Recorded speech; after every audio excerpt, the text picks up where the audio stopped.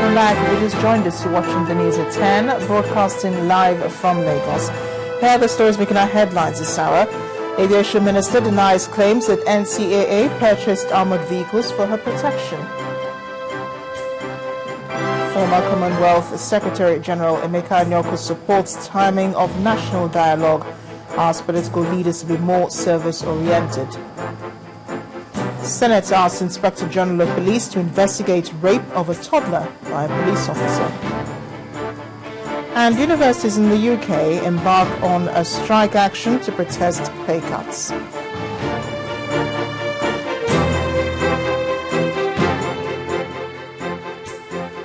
reminder here that details on all our top stories and other programs are on our website. It's channelstv.com and on youtube.com/channelsweb. But to get us on the move, visit m.channelstv.com to view us live on an iPad, an iPhone or a BlackBerry. You can also download the Channels TV app for Android and Nokia 920 devices from their respective stores. You can also interact with Channels Eyewitness feature on our Android and Windows 8 platforms. So if you have a picture or video to share with us, all you need to do is download the Channels TV Android application on your device. Swipe to reveal the Eyewitness menu and follow the instructions to share your report, pictures and your videos. Now to our Abuja studios where Linda Kigbe is standing by. Hi Linda. Thanks Amarachi, and now the news from Abuja, the Federal Capital Territory. The federal government has given an assurance of a hitch-free handing over of various distribution and generation companies to successor companies tomorrow. The Permanent Secretary in the Ministry of Power, Ambassador Godknows Igali, who signed an agreement with the PHCN workers in Abuja today, said that all outstanding severance package of the staff that were laid off will be paid before November the 15th, while pensions and gratuities of the staff will be paid before the end of November. Leaders of PHCN workers' unions also promised not to disrupt power supply in the country as earlier speculated. We've agreed that every issue dealing with pay of the severance of those 40,968 that have completely been cleared should be completed latest by the 15th of November. We've also agreed that for the remainder of the workers who have been cleared but one biometric issue or another, for example, we've been speaking about Enugu, where we had a problem where there was a virus infection and 1,478 workers had their biometric capture completely destroyed. There are others around the country in the same case, but the concentration was in the Enugu case. We've sent somebody there to recapture. These ones will all be finished, and before the 15th we'll pay everybody. For the pension component, because of the complication of the fact that there are so many duplications, we've agreed that before end of November, all pension entitlements of everybody should be cleared and paid. Already, like I said, the money is with the pension fund custodians. We, on our part, we do not intend to throw our nation into darkness.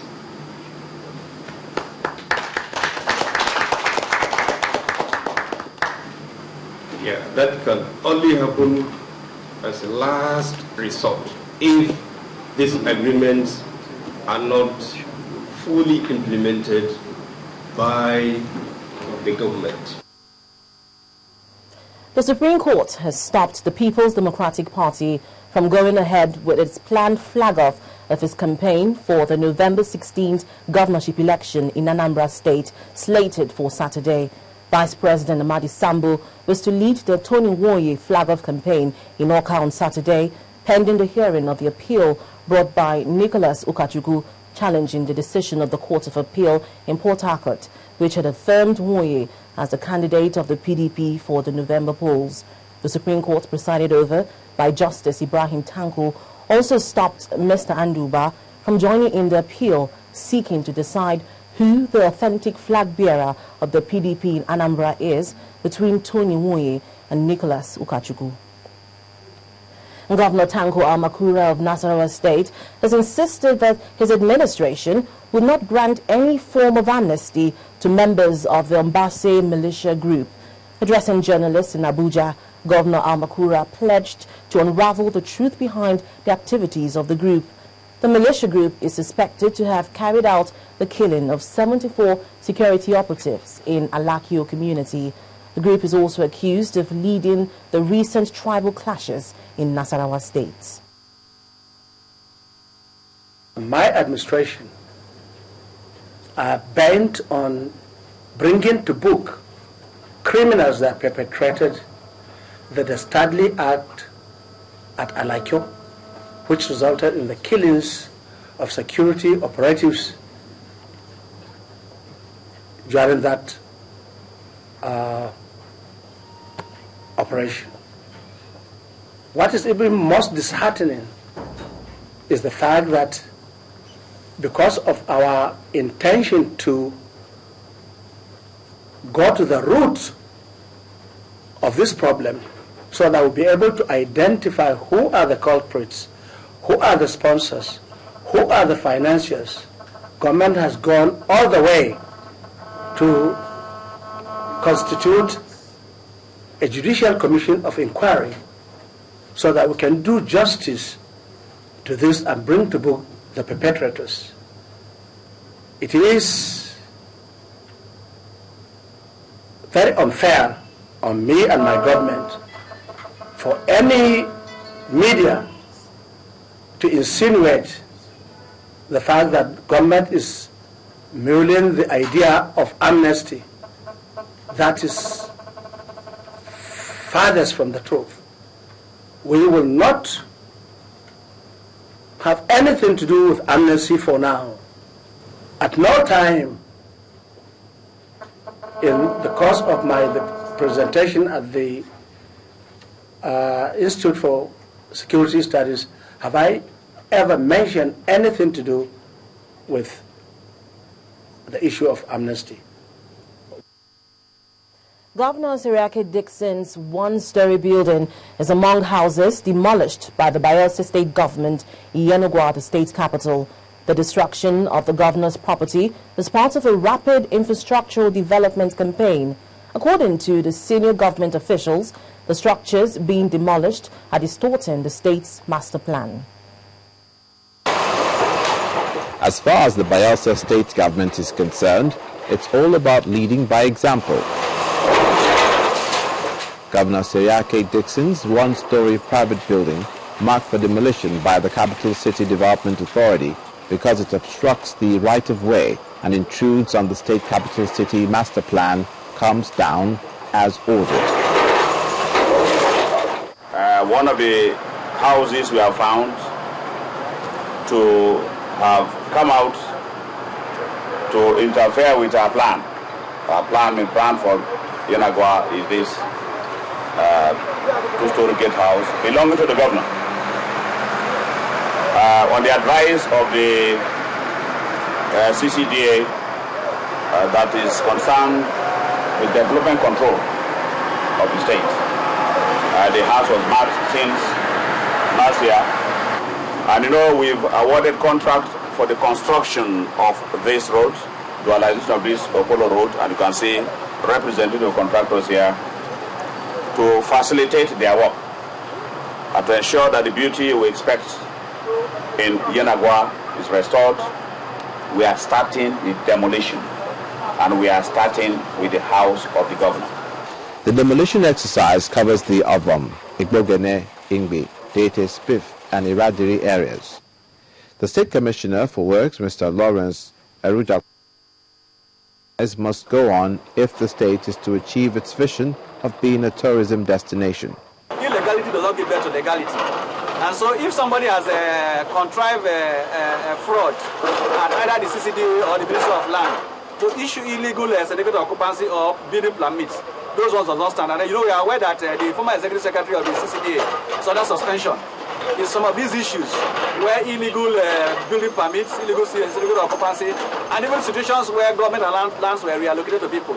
As the process continues and more structures are brought down, The Bayelsa state government is advising residents to cooperate with the government in moving the state forward, while assuring them that all genuine claims to compensation will be paid. As Nigeria seeks to add 20 million metric tons to the domestic food supply by 2015 and create 3.5 million jobs through agriculture, it has become imperative to foster focused and high-impact public-private dialogue and sustainable and inclusive agribusiness sector. This forms the core point of the first edition of the Agbeloba Agribusiness Forum 2013 at Ikogosi Warm Spring Resort in Ekiti State. The governors of Lagos, Osun and Ekiti States were present at the executive plenary session. Potential investors and key policymakers in the agriculture sector form a large percentage of this gathering. They want to explore all the opportunities that abound in the agriculture sector, and the Agbeloba Agribusiness Forum offers a platform to do just that. You are a serious-minded partner. The event is being hosted by the governor of Ekiti State, Dr. Kayode Fayemi, but has in attendance his counterparts from Lagos and Osun states, a representative from the Federal Ministry of Agriculture, and the chairman, Senate Committee on Agriculture. The structure of the national government is too far away from the places where the impact is most needed.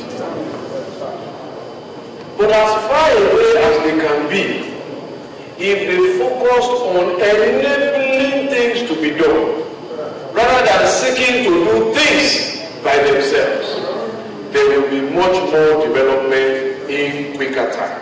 On agriculture, I don't put federal government again for any support. If there's any support federal government will give, it's in guaranteed minimum prices for commodities. Don't worry about the budget. Guaranteed minimum price for commodities. With the recent global food crisis and flawed economic strategies in underdeveloped countries, the various sessions focus on how governments at all levels can utilize agriculture to guarantee Nigeria's economic future. It is so important to make this distinction that we are making here, that yes, Nigeria is work in progress. We all pray that it gets to the destination. But whilst we are at it, in pushing the frontiers of development at the national level, whatever we can do at the micro level, we should focus on it and begin to get the necessary results at the micro level. The forum is also seen as an eye-opener to what could be achieved in other states. By the end of the forum, participants are expected to have formed partnerships to actualize a strategic business agenda and engineer a major turnaround in Nigeria's agri sector. And that's all from the FCT. Now back to you, Amachi. Thanks a lot, Linda, for joining us from Abuja. Now, when the News at 10 returns, Sub-Saharan economic growth is projected to increase by 1% in 2014. We'll have more on that in Business News. Do join us again.